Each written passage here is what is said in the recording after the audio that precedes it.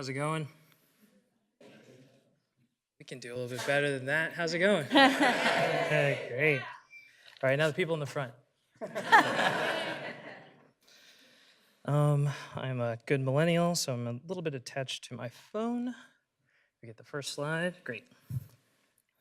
So yeah, I'm Nsikan. I'm the science producer for the PBS NewsHour, and I'm going to show you some research-based stylistic tips for producing videos, specifically science-related videos for the web. And I guess, this could be used by people who want to spread correct or accurate information, but also misinformation as well. So sorry about that. These are just general tips. So 4 years ago, when I switched into journalism, I assumed my research days were over, but the steely claws of academia keep dragging me back. So since 2016, thanks to a grant from the National Science Foundation, NewsHour has been conducting an audience-based study looking at what viewers want from their science news content. It's what we call experiments in transmedia. Trans because it's a collaboration that bridges journalists with researchers, namely a research group in New York City called New Knowledge. You can sort of think of it as the NewsHour and our audience are the lab rats, and New Knowledge is the grad student analyzing us. So we produce the content, and then New Knowledge, they look through our data in terms of like views on Facebook, YouTube, et cetera, to see how it performs. It's also transmedia because we're bridging our legacy styles with our newer styles for social media platforms like YouTube, Twitter, Facebook, Snapchat, and Instagram. So for example, on the top left, you have what we call a broadcast segment, sort of like a short documentary. It might feature 4 to 5 on-camera interviews with experts. The payoff is a 6 to 9 minute segment that tackles a broader range of scientific topics, so maybe 3 to 4 themes in a single story. The bottom right, we have what we call a digital-first segment. So it's designed for a platform like YouTube or Facebook, but it can also appear on our show. The production typically involves me and another video producer, 2 to maybe 2 on-camera interviews. But often we'll just do interviews over the phone on background and use those to build a narrative that explains whatever scientific topic we're talking about. So in this case, we visited the National Fire Research Laboratory, which is also part of NIST, for tips on fire safety because it was wildfire season and it was a very scary time. In terms of research tools, we used national panel surveys, so via Amazon's Mechanical Turk or Turk Prime, to gather reactions to various stories produced by our team at NewsHour. We also conducted baseline surveys to just gather general news consumption routines and also social media use, including a follow-up survey with those who said that they consumed STEM news more often to judge what topics they liked the most. So for example, around the time of the 2016 election, we surveyed about 600 millennials, 18 to 35-year-olds on Amazon Mechanical Turk about whether they consume science news as much as political news or sports or entertainment or health. And I'm going to save the answer to that for the Q&A section because I don't have a lot of time. It's only 10 minutes. We also looked at, we did some focus groups nationwide with early career adults, that's our term for millennials, and also older adults as a comparison to assess what they want style-wise from science videos. So one early result we found is, really, unless you have access to a solid media team, it's important to pick one platform and stick with it. And that's because people tend to rely on single platforms for their news consumption. So for instance, we found in a Mechanical Turk survey with 588 people that that kind of looked at their favorite social media platforms and the ones they use the most to consume news, that YouTube and Vimeo are the most popular social media platforms overall. Respondents are most likely to see news headlines of any type, including STEM news, on Facebook, Reddit, and Twitter. And so this survey we did in 2016, and I would say based on our more current data on video views, But I suspect that Instagram has begun to catch up with YouTube and Facebook in terms of video views. And also based on our web traffic, I suspect that Apple News, especially Apple News, and Google News have started to catch up with Facebook in terms of reading news on websites. So one result we found is that there are three essential things you want to put in the opening like 10 to 15 seconds of a video in order for people to like it and also to share it. And so those are self-identification. These are things you want to hit on. So self-identification as a science consumer, aesthetic appeal, and relevance and morality. And the volume's up, right? Take that as a yes. Okay, so first off, science self-identity. Our preliminary results from focus groups and from online audience panels seem to suggest that someone can enjoy a STEM story, yet not feel confident enough that they understand it well enough to share it on social media or to even talk about it. And so this is kind of tapping into the idea of stereotype threat. So our solution is to sort of expand and mix identities that you're trying to target in the intro of a video. And so here's an example for a video that we did for Pi Day about why you should fold your pizza.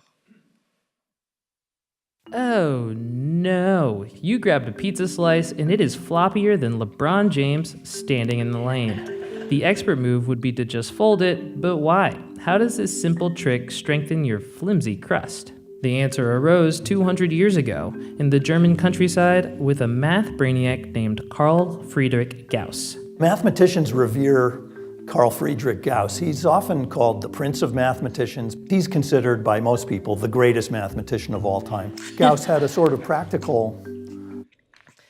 So the takeaway there is that, I'm throwing shade at LeBron James, and I'm using terms like GOAT to add a casualness to the video that we hope will lead people to feel like they can share it. And so the second thing is aesthetic appeal. So some STEM content performs well with audiences because it opens with something gross or something cute or something just kind of weird. For some audiences who feel less confident engaging with STEM content, aesthetic judgment may also help by providing a more relevant entry to STEM that is not threatening to their ego. So here's an example for a story that we did about some research into why open offices are the worst.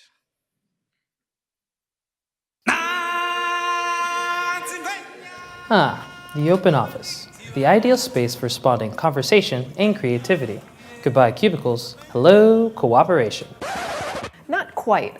A new study shows moving to an open office layout dramatically cuts employees' face-to-face conversations by as much as 70%.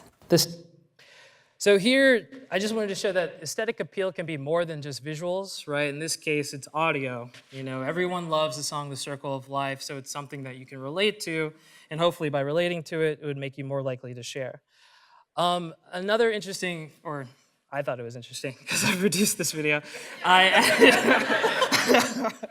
added 3 seconds of black time at the very top to really, so that way the music really hits you when it comes on. And then I think also, because of how we engage with YouTube, right? We click, and then we expect to immediately see a visual. I think in this case, it's like, oh, wait, like what's going on? It sort of draws you in, and then you get hit by The Lion King.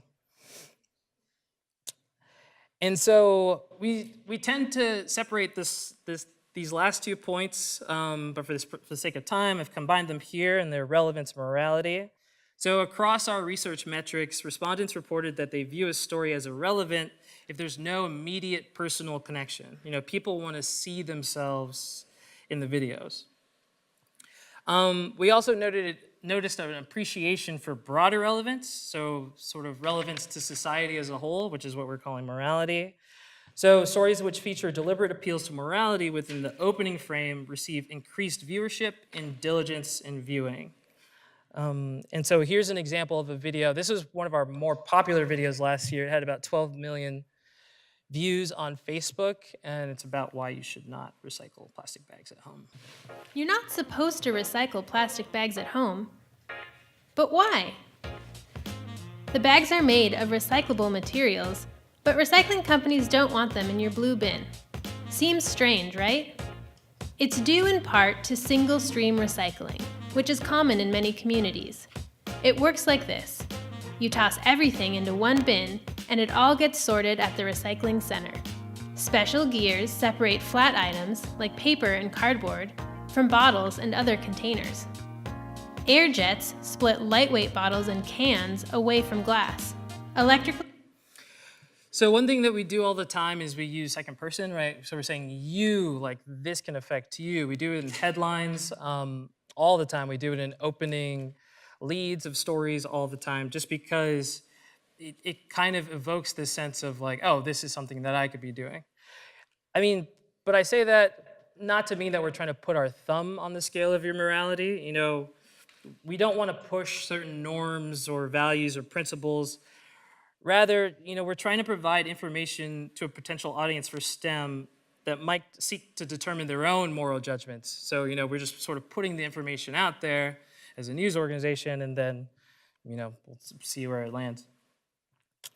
And what's interesting, you know, from my research days back at Colloquia to now, I sort of feel like once you find a result, you start seeing it everywhere. And so I feel like these 4 series, KQED's Deep Look, It's Okay to Be Smart, Vox's Observatory, and Seeker, they sort of do all of these, they all follow these style tips, you know, and I'm sure they just developed them through, you know, trial and error.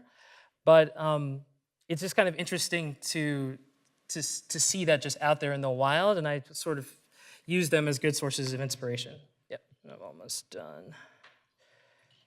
Seeker, I think, also does a great job of selecting thumbnails. And so these days we're experimenting with thumbnails a lot because we find that whether it's through the algorithms on YouTube or Facebook, or whether it's just through, you know, trends and what people want, that thumbnails tend to be a very deciding factor in whether or not somebody clicks and watches a video.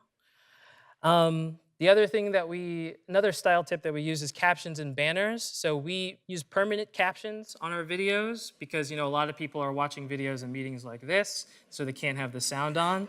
So if you can, so rather than have them click a closed caption button, you just have the captions there and available to them. And at the top of this video, you saw there was this horizontal strip across. There's a banner. We find that when we add those videos tend to do better now as well. Yeah, I'm almost done. The last one. And then just to end, I think it's really important if you're going to create videos for online to develop a style kit. So know the fonts you want to use, the transitions you want to use. You know, try to figure out your voice, and then make sure that voice fits to individual platforms. So if you're trying to reach people on phones, like maybe you want a square format, right? Because then they don't have to turn their phones. And we actually find that when we switched from horizontal to square, that views went up for our videos. And we think it was mainly through mobile. And then I also put some dimensions here in case people want to make them. But I'm out of time to explain anymore. Thank you.